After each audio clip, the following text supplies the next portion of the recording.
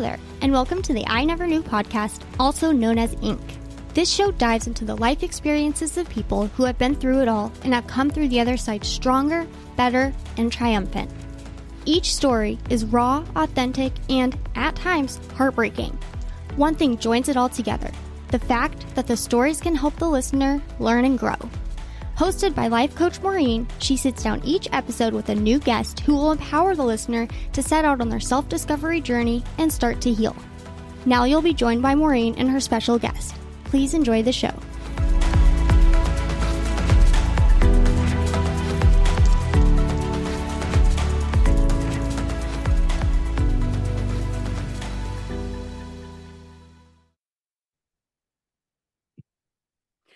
Hi, everyone, and welcome to this week's episode of I Never Knew, But My Dog Did podcast. As always, I'm so grateful for all of you that are here today and listening.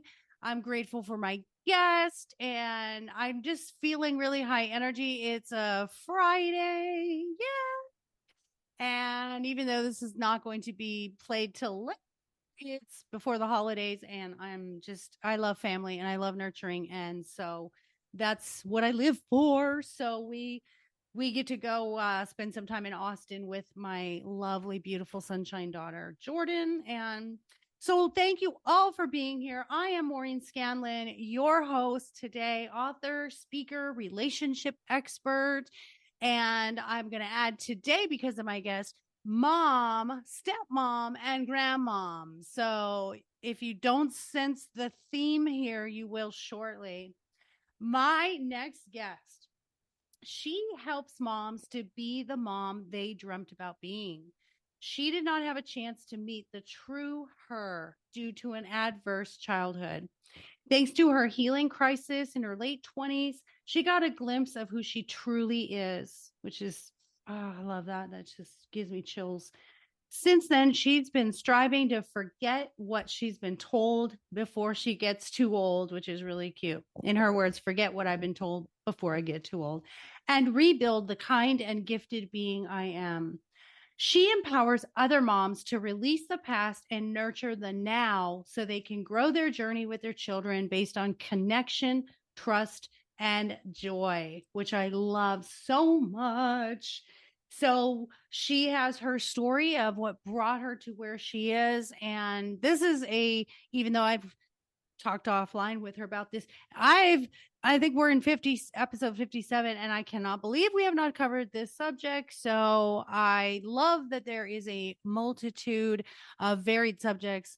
As humans, we can continue this with endless abundance. And welcome to Miss Klara Sedlacek. Did I say that right? You said it really nicely. Thank you so much, Maureen. I know my name is kind of a funky one to pronounce, but you got it really nice. And thank you for the awesome intro, and thank you so much for having me. I'm stoked to have an hour to chat with you about life and about momhood and about community and carrying each other. Yes, guys, if you see her on video, if I get this posted up on YouTube, she's just beautiful. She glows, and I just feel her beautiful mom energy emanating, and there's our connection right there. I didn't have to wait for the entire podcast to find our connection. I already know our connection. So Miss Klara, as you know, the podcast is I Never Knew. So we have to start off with the I never knew, and where you were at your lowest point, at this point where you didn't know where you were going and you were hopeless and possibly helpless. Tell us about your story. I think there would be a multitude of points when I felt like that. And there's like micro points when I feel like that during each day. And then like mega points when those were like the ones that you do remember. Definitely those are like, the ones you put on your wall. And I think I could just separate it into one when I was a teen, and then one when I was, during my healing crisis. But as a teen, whatever was going on with my mom or not going on between us just got to a point that I did not know did not see any other steps ahead of me, and the only step that came to my mind was to try and end everything and get myself out of this world, thinking, not even thinking. I think when you get to that point, you just don't think, you just boxed in this weird space where nothing makes sense and everything just points towards that one direction, like, kind of like seeing a tunnel, and at the end of the tunnel there's an open window that you're supposed to jump. There's really not many other options. So I think that was my lowest point as a teen. And then the I never knew point definitely was when I walked into a first therapy session thinking I'm going to discuss my marital issues, my relationship problems with my husband. And I ended up like the intro sentence by, and I had a great childhood, and my mom sacrificed a lot for me to bring me up because she was a single mom raising me. And I said that, and I thought that the therapist is going to be like, yeah, sure. But he didn't say anything. He was just looking at me, no smirk, no indication of validation of what I said. I'm like, looking at him, trying to elicit some type of emotional, and he's like, no, sitting in his therapy seat. And eventually, of course, I broke down, and I would say I kept crying for a good year or maybe 2. So all those cries that I wasn't able to have, and all those emotions that I wasn't able to feel, just kind of came. And I would say I'm blessed that they came so early, that I had the chance not to live locked like that and stuck, until I was 70, and then be like, oh yeah, that's cool, I could do that. Because I feel my parents and my husband's parents are still locked in, like nothing really changed for them. And although of course it creates tension in our relationships, I feel like this deep sorrow, sadness for them as human beings, to having to live in this state. And most of it is a result, definitely in my family, as a intergenerational trauma from war. So, and so is in my husband's family, in Stan's family. So I see my personal struggles with my in-laws and with my mom, but as a human being to human being, I'm deeply emotional and empathetic towards their plight. But so am I empathetic towards mine.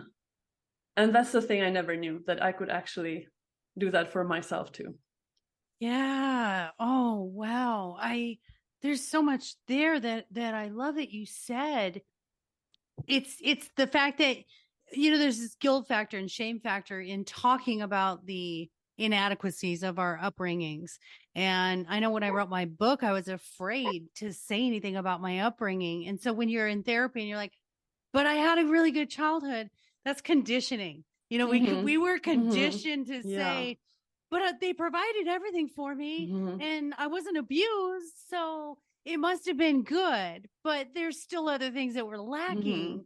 So I hear a accent that you said intergenerational with war. So I'm interested to know sort of the background of, culturally the differences. And then also, what do you think of the war and their lives, bringing them to this point in life where maybe they're stuck from those past experiences? So where are you from and where are they from? I'm from Czech Republic originally, but I was born into a family of Greek refugees of civil war. Okay. And I feel that, finally now we are talking about, and you mentioned it in the beginning of the podcast, the nurturing part of ourselves and of community and of our planet. And I feel like that came like there's finally coming like the last piece of the puzzle. Like we figured how to get out of the woods, we figured the fire, we figured how to agriculture, we had a huge scientific revolution, and emotions kind of stayed stuck, and finally we are like, oh, okay, well, we also need to work with that. And I feel like it's almost a human birthright to be nurtured when you are born into the world, and that way you can grow a relationship toward yourself and towards others in a content, confident, loving way, and you can just succeed and have a happy life. But it's obvious during war, none of the children who are born into that or after that have a chance to be what they are supposed to be. Like the parents that go through traumatic events, they pick up the traumatic events then in their parenting, the disconnection that happens during trauma that has to show up somewhere, and it shows up in relationships. And what's the closest relationship they have besides themselves? It's with children. So, I would say that definitely happened in my mother's upbringing when, her parents went through Second World War, then the Civil War, then my grandma had to leave overnight with 2 toddlers, one on her back, one in her hand, just walking across the mountains, treacherous journey, and then spent 30 years in exile, finally able to come back after like 26 years, only to see her mother once. And every year hoping to go back and not being able to. So my grandmother had to shut down a lot to be able to make this. So there was emotional impact of that situation. And then there was the social economic, as refugees, they didn't have any roots anywhere, any support system. So they had to provide for themselves. They had to really, really work hard. And obviously they didn't have time to be with their kids. So their kids ended up going to boarding, my mom went to boarding nursery school when she was, I think, 2 or a year and a half, a week long. She would be there for like Monday till Saturday and only see the family on Sunday. So all that, when you just listen to that, you're like, oh man, what happened to the parents, to my, what happened to her. And it took a tremendous toll on her emotional state. And I think the pain is so deep for her that she's not able to even look at it. Yeah. And what I kept hearing as I hear your story is, and I think this is the generational thing that we're changing now is, and I would agree, because I'm older than you are, but then my parents are in the baby boomers, and then my grandparents in the Great Depression. It was such a mentality of survival that they didn't value, I need to nurture these kids, I need to spend time helping them. They literally thought they have food, clothing, shelter, I'm doing my job as a parent. That there was not this knowledge of how psychologically we needed so much more. And you develop your attachment styles from your parents. And so, of course, everything we learn about being attached or unattached to our parents, we carry on as parents. And that's generation after generation after generation. If we keep doing that, we're going to continue to be survivors and not thrivers. So I love the path that we're on here, because I think we're definitely aligned in this thing, because my mother ended up raising her younger siblings because her parents were working all the time. And so my mother saw parenting as more of an obligation. She had said, I was expected to have kids. Mm-hmm.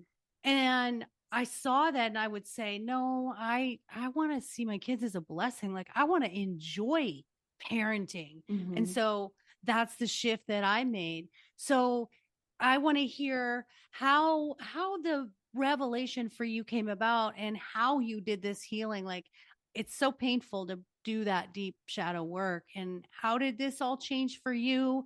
And when did you have children and realize this had to change? So I think part of my mom's unmet emotional needs during her childhood was the sense of belonging, community, and she kind of felt that boys were the preferred, a Greek family, the preferred style of children to have. I think this is all, what I kind of came up with. So when I was born, she didn't want me because she wanted a boy, and she kept calling me Michael for like when I was good for the first, couple, I think until I went to like grade 1 or something. So, it did a big number on my identity as who am I? And that piece that it was, if I was good, then I was called Michael, then I was accepted. So it was like, okay. And then my father, the Czech father, he wanted a girl, a blonde little curly, princess. And, if you're listeners, but, I have I look Greek. So, it was just like the big discourse right there. And then I took my mother's side and I tried to be the best boy I could be. So, puberty hit and I was like, okay, I cannot be a mother because I'm not a woman. Internally, I just kept feeling like I like boys, everything's fine. But I never felt like I should have kids. Like, first of all, I didn't feel like that I'm a woman to have to be a mother, to, go through the motherhood journey. And second, I felt like I'm a bad person. Like I would be the worst parent, the worst mom on earth because, through my childhood programming and everything I went through. So it was just not on the plate. I was open to adopting, thinking one day when I'm older and we have a chance, we would adopt. So it's not like a full blown statement as, as a mother, that I could kind of be like a mother for rent style. So initially the work started there, thinking that I'm not good enough to be a mom. Then my therapist recommended EFT tapping, the emotional freedom technique. And through that, I started really changing that image of myself as a kid. And I started revisiting through another process, through matrix re-imprinting. I started visiting my little, my echoes, my little selves, and retelling the stories and reliving them and changing my body response to those stories. And all of a sudden I was ready, and it took about 3-4 years, and things, not even that, I was ready to have a child within a year that we started working with those tools. But, nature was like, no, you need more time, go work more. So it took us actually a lot of time, and it was like an IVF, very convoluted, complicated journey. But because I got all this extra time, I had a chance to prepare myself a little bit more than when you have a child when you're 25. So it was kind of a blessing in disguise that this happened to me. But then when Kaya was born and I saw that vulnerability in the baby, it really hit me of what we needed and what we didn't have, and what our parents needed and what they didn't have. Oh, I know exactly what you're saying. And I had my first at 19. Mm-hmm. So I was very young. And I remember looking at that baby and just thinking of that vulnerability. And I think I think there's maternal instinct, but I think there's more to maternal instinct. I think you're right. I think a lot of it is programming, and you either want to do it the same way as your mother did, or you don't. And I remember looking at my daughter at 19, and I knew I wanted to be a mom, from 16. But you're right. You look at that baby and then it probably just all comes flooding for you. And it's interesting to me. I actually am certified in EFT tapping, which is interesting. I know. I took it like a couple of years ago and never really thought about, I haven't really used it much though. Use it. Oh my God. I know. I've done so much psychology courses. It's crazy. And it's just the one that it wasn't my go-to. It was more the cognitive behavioral therapy I use in my coaching.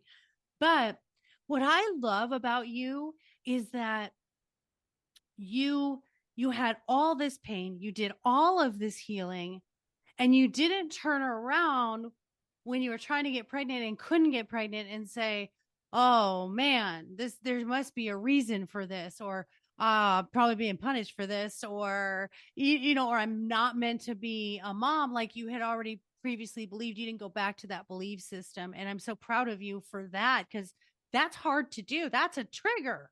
If you've healed from something and then you run into that stumbling block of familiarity. So I just want to say, I hope you're proud of yourself for that, because that's a big deal to be able to overcome that.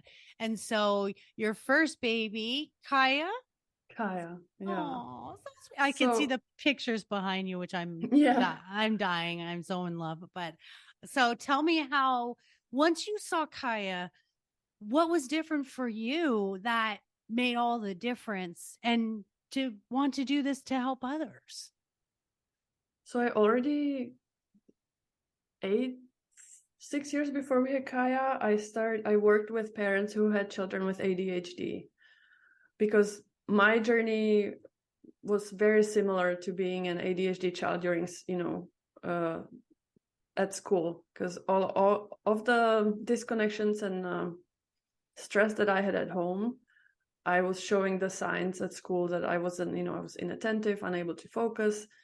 But my story was more about being just stressed out of my mind going to school. So, obviously, who can focus in that environment? But through being, back then it was still communist regime, so things were very strict. We called the teachers comrades. So, I picked up a lot of negative beliefs about myself going through kindergarten. And so I kind of felt drawn to the children who are mislabeled and mistreated. And my heart was just there for the parents who are trying to help their child and be there. So I've worked a little bit in the field of parenting and, children. And what I've seen such a massive difference when the parents, initially I was like, oh, I'm going to work with children, I'm going to help them. But what I figured, I was like, I can help 20% if I'm working with the child, but I can help 150% if I can work with the parent. And I started seeing sessions with parents whose face would just lit up at the end. And I could see that this is them, this is who they wanted to be. And now they have a chance to go and do it. Wow. And that phase after the session kept following me the whole time. So when I had Kaya and I started seeing, I thought I'm ready. And no way I was ready. Are we ever? I don't think there's there's no parent out there that could possibly convince me they were ready, because no one is ever ready when that little human is in your arms. Everything goes out the window, right? Right. And I had such a confidence. I'm like, we're gonna do this. And I thought I have all the tools at my fingertips, but it was such a great kick in the gut to be like, hey, you have more opportunities to look at what needs to be readdressed here. And it started with her sleeping not in the crib but on me, and I started to be super nervous about sits. I started doubting myself and starting Googling the thing out of my mind, and I was like, go back to your roots, go back to what you know, and go back to your heart. And you don't have to do all this that other people might benefit from. And it was just like coming back to my roots was coming back to Kaya's vulnerability as a being and answering her needs in more of a mammal way than a cognitive scientific way. Ooh, I love that. Tending to her like a little mammal, like a mammal who's got a wisdom from nature. And I know we've lost our female energy, our female wisdom, our motherhood wisdom throughout the years. And I think it's time to reclaim it. And whenever you feel as a mom that, you're not doing enough, or you're not the right person, or you're Googling yourself to death, looking for solutions, I think you can just give yourself a huge hug for, trying so hard, but go back to yourself and grow into the answers. Because you will find them within you.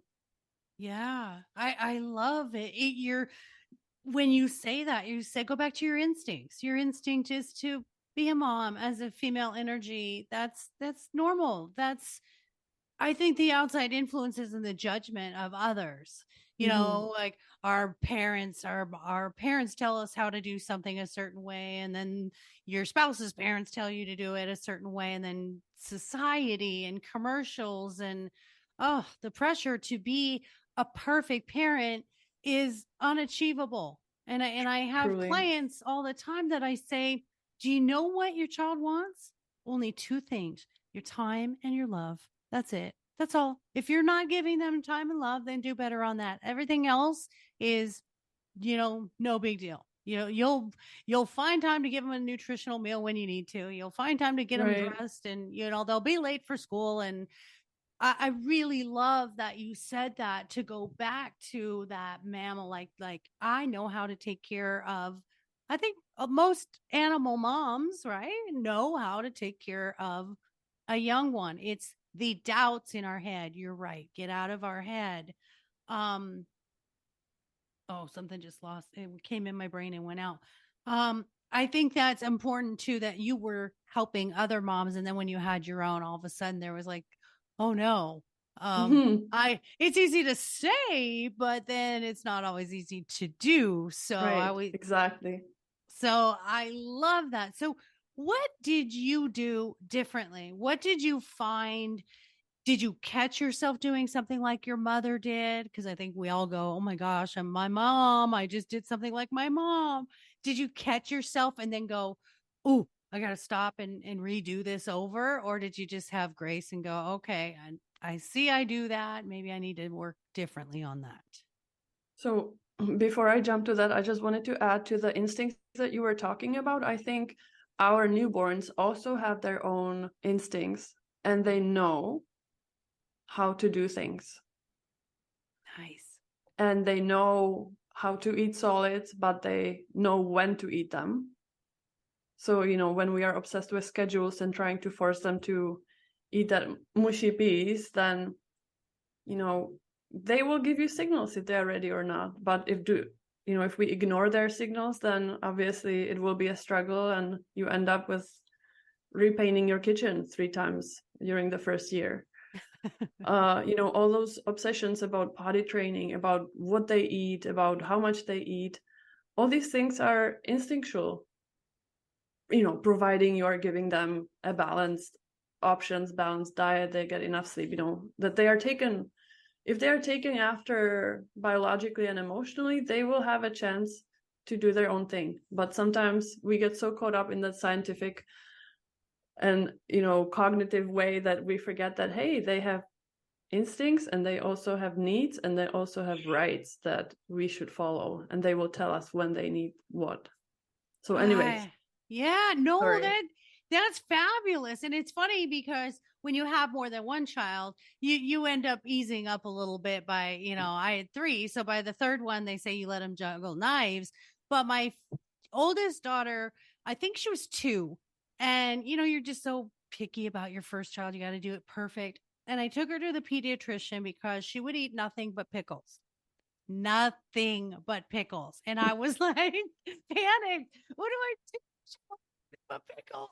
And we were in the military at the time, and the Army doctor, pediatrician said, when she's hungry, she'll eat something else. Just let her eat pickles. And I was like, are you sure? She's going to be malnutrition. How do you get nutrients out of pickles? And sure enough, the doctor was absolutely right. She got tired of pickles. It might have been another day or 2, but it's that paranoia of us as parents. So you're right. Instinctually, her body was going to need the nutrients from something else. I didn't have to force feed her or make her into a mini me, and she needed to have this 7-course meal. So thank you for that. I thought that story fit right in with the instincts. So just so I don't sound smug that I have it figured out, I also called a nutritionist when she was 1.5 years, because she ate like an ant, with a with a pipette. So, and my other friends' children were like,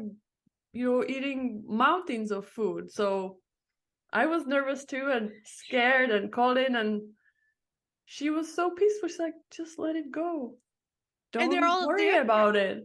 right? And it's like, you went to school to tell me to let it go and not worry about it. I could be a nutritionist. I could just do the same thing to hundreds of moms. I'm thinking I'm going to create this program. And the only thing it's going to be, don't worry about it. It's all good. Thanks for nothing. And the thing is they're all so different, because my second daughter was eating like a full-on burrito at 10 months old. So you just don't know. And I guess I did take that on with just let them do what they want to do. So I'm glad to know that you went to the pediatrician too. Yeah. I think we've all done it. There could be a whole podcast. I should do like a panel of my God, telling stories of crazy stuff we did as moms and how we all did it, and we've all been there. So now, how old are your children now? So Kaya's 3 now. She just turned 3 last week. Okay. So to answer your question, what do I do when I catch myself being like my mom? So being like my mom is being very reactive and being very in a teaching mode, always telling what is proper and what's not proper. So just yesterday, she came to me with purple hands and just announced, look, I got purple hands. And I was trying to steal a couple of minutes for myself. So I said, okay, that's great. Didn't pay attention. Of course, she like smudged it all over our walls because she was trying to go to the bathroom, and the way she put water on like everywhere. And when I saw it, I just had my trigger button was just like going, and I immediately started speeding up. I went to her and I saw myself grabbing her arm faster than I would normally do and just push her towards the water. And that's when I caught it. Like I could see it. I could see myself doing it, but it was just so strong that I could not stop it. But it did not go to a point that I would hurt her or emotionally hurt her. But I could see myself. I could see, and sometimes she catches, she's like, Mom, why are you doing it so fast? And then I tell her, yeah, because I'm frustrated. I can, I tell her why I do it, but she sometimes catches on. And I'm like, man, give me a break. I want to be angry. I want to have my little angry time here. But, I caught myself. And I was able to kind of retreat, give her space, give my space. And then I love that you do tapping, because I can just tell you what I did. I just sat down and I just told myself, even though I'm super angry that everything's purple and I feel like an idiot for even telling her to go wash her hands herself, I accept myself. And I just said that sentence, and immediately my energy shifted, and I went to her and I said, 20 minutes later, I said, I'm sorry, I was a little nervous. I saw the purple everywhere. I thought it's a big deal, but you know what? It's not a big deal. I can wash it. And all of a sudden, all these memories started flooding that I was not allowed to make mess. So when I saw the purple, I had a freak out that I'm in trouble.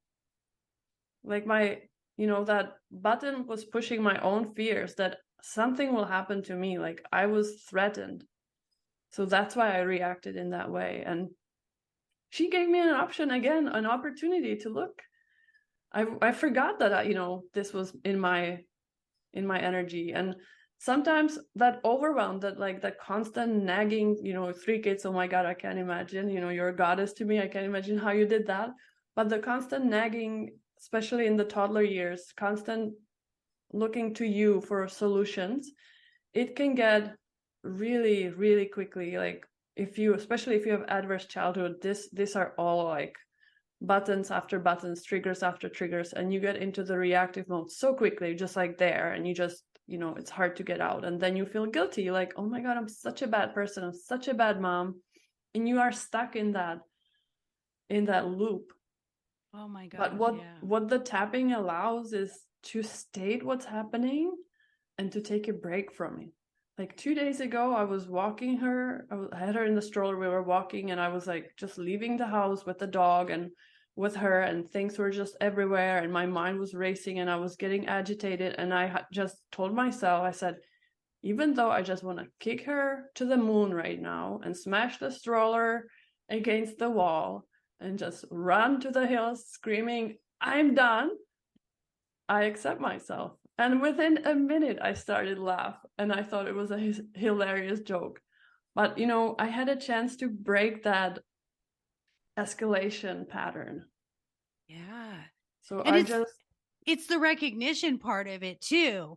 Because as soon as if you don't recognize you're doing something, you can't change it. Right. And you recognized it, took a moment. It's just taking that pause, because instinctually it's going to kick in, because it's a programmed thing. Right. It's like my mom reacted, I'm going to react. I grew up in a house similar to you, where everything had to be perfect. You could walk in and it was like magazine perfect. Nobody knew kids lived there. It was that my mother was very, very OCD.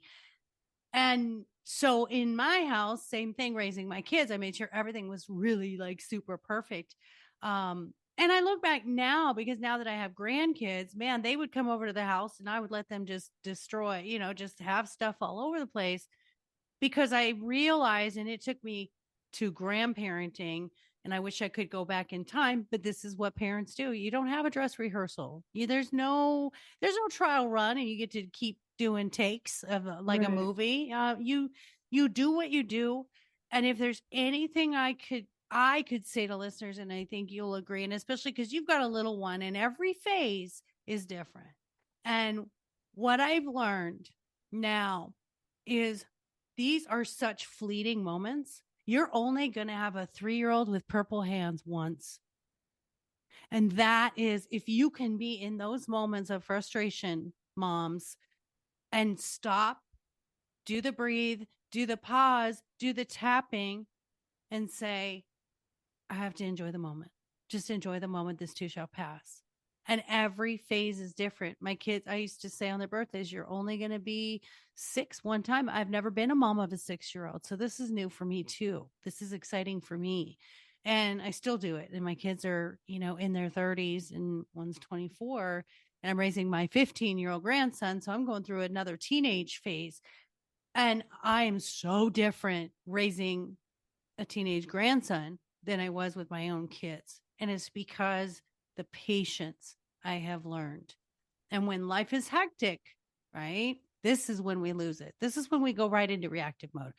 I'm busy. I got a lot to do. I'm stressed. Boom. Our instinct kicks in. If we could stop that instinct and just go, let me sit for a moment. Let me just think about this for just a second. Let me just pause. Let me back out of it. Look from the outside in and go, okay, this is what I would tell my best friend to do. That's good advice. I love that insight of truly leaning into the life, even in those moments. Yeah. I remember my friend was telling me how her daughter started daycare, how her work started, and how it was super hectic, how everybody got sick, and all these things within a week. And I was writing to her because, for us, the fertility journey was such a crazy roller coaster that I didn't even hope this could possibly happen. I said to her, if someone would tell me that this is going to happen, that, that everything will go wrong and she will be sick and all this stuff, I would trade it for not being able to have these moments. Like, I would do anything to be able to have sleepless nights and not be healthy and be tired and be yelling and be crazy about purple hands. Yeah. I heard Brene Brown's, that's exactly it. I heard Brene Brown. I didn't mean to interrupt you. I apologize. No, go ahead. And this is really, I didn't realize how much this would pertain to moms until this moment. Thank you for that. Brene Brown said, we're always looking for extraordinary moments until something happens, and then we just want normal. So think about this. And this is not to get dark or pessimistic, but think about your daughter making a mess in the bathroom and her purple hands and fighting you about mealtime. Think about if she got very ill, terminally ill, and she had to go to the hospital and she was on chemo and she couldn't eat and she couldn't go to school and she couldn't do purple hands and make a mess. Then you want normal. You want back to that moment. And I think that's a really good perspective. When I heard her say that, I thought, wow, we all want these big, wonderful, great things until something is up, there's an upheaval, and then we just want normal again.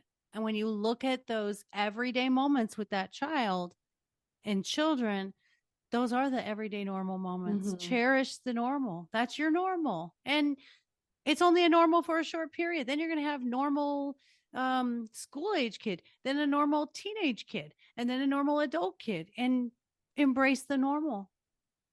Oh, I love that quote. I just wrote it down. It's such a perspective. What happened last week is my husband had a surgery, back surgery 15 years ago. It was super stressful time for us. We weren't sure if he's going to walk again. It was like crazy.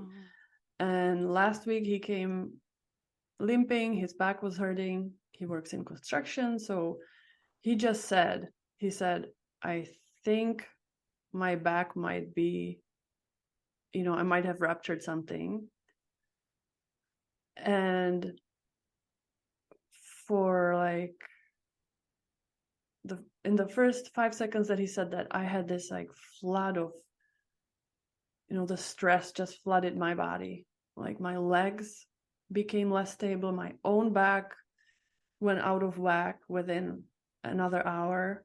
And I went out to walk a dog, and I was telling myself consciously, don't worry, you're gonna go to the doctor, you're gonna see. But my body, my heart was like, I started crying. I bawled for like 5 minutes, visualizing like being having a year of pretty much solo parenting, financial loss, like stress, worries, pain for my husband, like all this crazy stuff came up.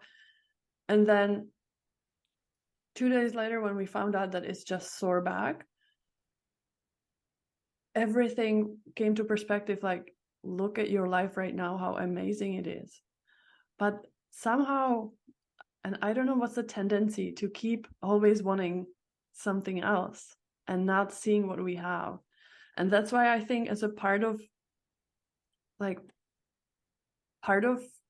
enjoying the motherhood is focusing on those tiny gracious moments. And they are tiny. But 2 days ago, my daughter started playing a game with me that she's the mom and I'm Emily, her daughter. And when she calls me Emily, she takes care of me in such a amazing way. She reads me books and hands me pacifier, and I'm kind of seeing myself in her, the way she's doing it, like the gentleness. And even though it's just glimpses during the chaos, I always feel like crying when I see that happening. And so I think there's habits that you can build to your daily life as a mom that prep you for the stress and make you be in the moment more and help you enjoy. And one of my top practices is the gratitude practice in the morning, and then my nurture journal. And there's more, but I want to come back to what you were saying, that when you enjoy even the tension, then you can grow the connection through, like, when I had a chance to stop myself and resolve that tension during the purple hands, we connected further and deeper. We had the conversation heart to heart about my pain, and she had a chance to see me naked, my emotions on the table, and learn from me how it is to have emotions and how we deal with our emotions. But I feel most of us moms, we did not see a healthy way to express emotions.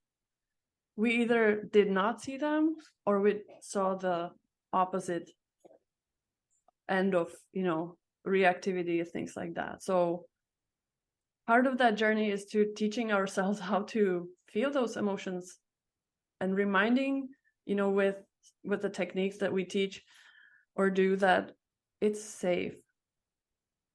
Because my biggest issue with my husband when I was in my 20s was I constantly felt triggered, but I had no idea what's going on. And the way I dealt with it was just to shut down and be quiet. And I could silence treat him for the whole weekend, not knowing what's going on, just be super irritated, quiet, thinking someone's hurting me, and not able to say what's happening. And believe it or not, it took me all those years. I just figured it last week what's happening for me. Life is such a journey. Yeah. I figured that I was afraid to express my emotions because I was afraid I'm gonna get like someone's gonna, slap me. Yeah. I did not feel safe. Because you didn't have the freedom to do that growing up. And so you were bringing that inner child out again. And unless it becomes a habit, then you'll keep doing that, right? Yeah. And it doesn't, okay, in my case, I would get, mom would get physical, but just there's so many moms and people who went through just emotional not abuse, but not having their emotions validated. And that's enough of a pain for a small child, a small toddler, to have a massive consequences in your life later. That could mean for you that okay, that's your trauma, even though your parents didn't throw you against the wall. For you to have that's enough.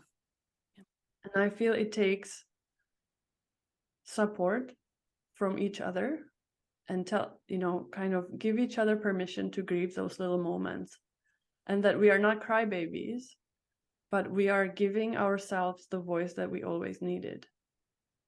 And I think one thing, if you can remember, is give yourself the toddler treatment. Mm-hmm. And what I mean by that is one day I walked into Kaya's daycare and I heard this thing in the background. It was like, "Oh, how are you, sweet girl? How is it going?"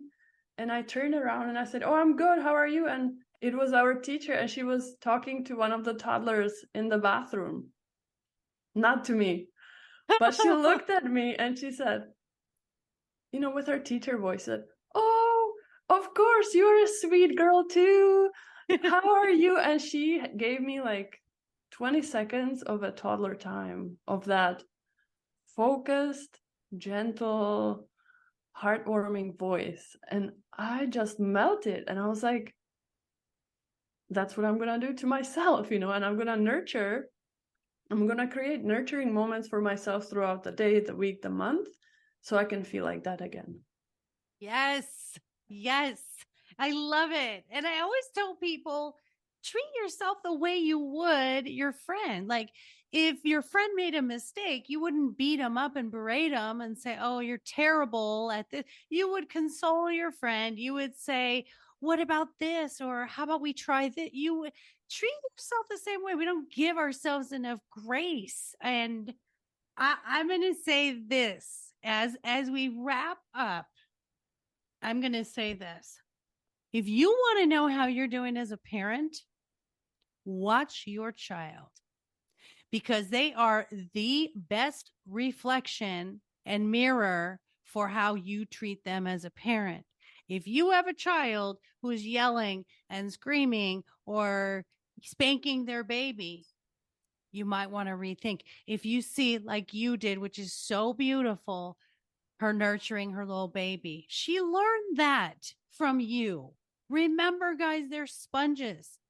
They are listening, they are seeing, they are absorbing everything into their subconscious they're going to later bring out as a parent.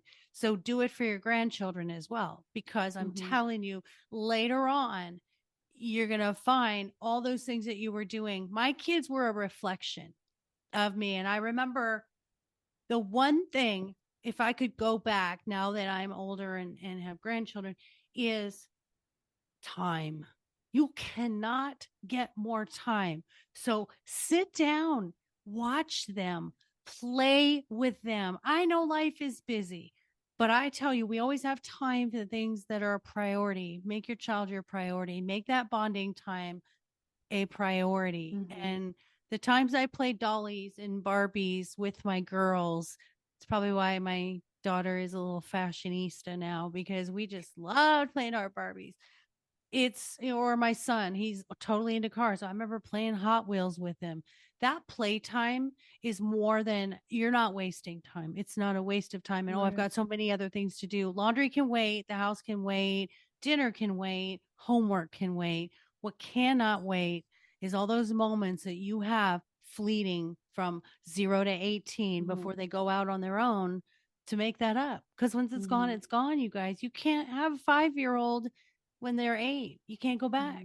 So that to me was the biggest thing, because I cherished that. And I know my mother had expressed regret that she was so busy. She was very OCD. So she didn't take time for the fun of parenting, the fun of spending time with her children. She was very much rigid about things have to be done.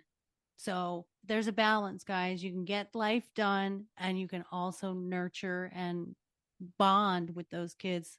And that's what's important. It's awesome. And also your mother, where did she learn that? From whom did she learn that? And then we are kind of, there's a quick story about a ham that a daughter sees mom cutting the ends of the ham, putting it in the oven. Do you know that story? I heard it last week. Say this story. That's a perfect example. Right? Thank you. And yes. she says, my mom taught me, and then my her grandma taught, and what they found out is that when the grandma was little, her grandma had a little pan that would not fit the whole ham, so she would cut the ends. But now they had a big pan, but still cut the ends because that's what they learned. Yeah. And I would say, to your listeners, to other people who are ready to let go and, write their own stories, is find out why you cut your ham. Yes, that's great. I love it. That's a great story. And if you don't need to cut it, then don't, Don't do it because it's the way it's always been done. Yeah. And for moms, find yourself one thing right now that you can outsource to your mother-in-law, to your cleaner, whoever. Doesn't matter. But find that one thing. And then replace that with time with your child. Or time for yourself and nurture. Come up with one nurture activity that's not stressful, that brings joy and gives you a big smile on your face, just like when you look at your child, and incorporate that into your day and start, parenting from a happy mom rather than overwhelmed mom. But outsource the non-outsourceable time. Outsource the time that you can, and then keep the hard time for you and your child and yourself. Yes. Cherish parenting. Enjoy the parenting. It's not a have to, it's a want to and a get to. So my question as we wrap up is, actually I have 2 questions. So in one sentence, what would you say to my younger Klara? You're a great person. You just have to learn to trust it. Nice. Yes. Finding that self-worth. It's always about finding that self-worth, no matter how long it takes us in our journey. And then we always end on a very happy note. So with the holidays coming up, gifts are a big thing. My love language is giving and receiving gifts. So this segment is called Take My Money, Klara. I like to look up weird and wacky things that people have for sale, or that we buy. If there's something that you buy for yourself that nobody else would buy, like my sister every year has to buy a fancy planner, whether she uses it or not, I don't know, but it has to be this fancy planner. So, mine for today is, we have a white elephant with my family, and I found in the car vent, it's a little thing that goes into your car vent and it holds French fries. And then there's another one that holds the ketchup. And so that's my white elephant gift. And then I got a gift card to like a fast food restaurant.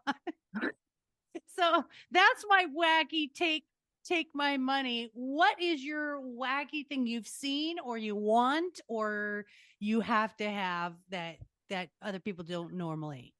I think my wacky thing that I would want, but not sure if it's culturally appropriate, I saw, or even appropriate right now, but I think I saw that in it was a Japanese style costume, or it was like a little onesie on a crawling toddler, and it had like a broom on the body and on the legs and on the arms.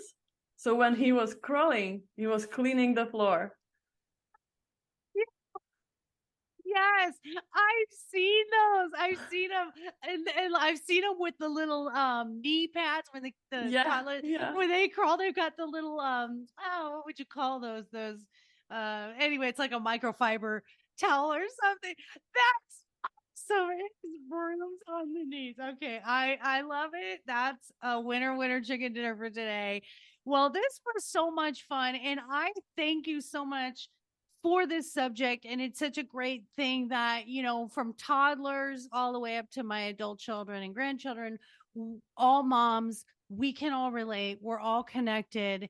And I think it's the message today, listeners, is you're doing it perfect. You're doing it perfect. No matter what you're doing it perfect. If you're giving love and you're giving time, everything else is small stuff, and don't sweat the small stuff because we're doing it right. And Klara, you're amazing. And I'm so happy that I got to meet you. And I'm so happy that you came on today to share your journey. And I just thank you. And I hope you have a wonderful holiday. And I just want you to give little Kai a big squeeze for me, please. Will do. Thank you so much for having me. It was such a joy. If anyone wants to reach out and get a hold of you, where can they find you? They can find me on my website on klarasedlacek.com. And that is, guys. And maybe we can spell that at, since my name is a little funky, to KLARASEDLACEK.com. Perfect. And I will have this actually on your episode when you go live. Right. I will have her website underneath, guys, so you can reach out to her with some advice, maybe some EFT help. So we'll make sure that you're able to comment and reach out to Klara because she's fabulous. And I love it. I love it, Kai's mom. You're doing a good job, Kai's mom. Thank you so Kai's much. Mom. Thank you for being on, honey. And listeners, if you want to reach out to me for relationship coaching or life coaching at lifecoachmaureen.com. Very easy. All of my stuff is there. My books, my coaching, all of it, speaking and all that good stuff. So I'm hiding in plain sight. Can't miss me. So thank you all and take care. Be well, be happy, and we'll see you next week.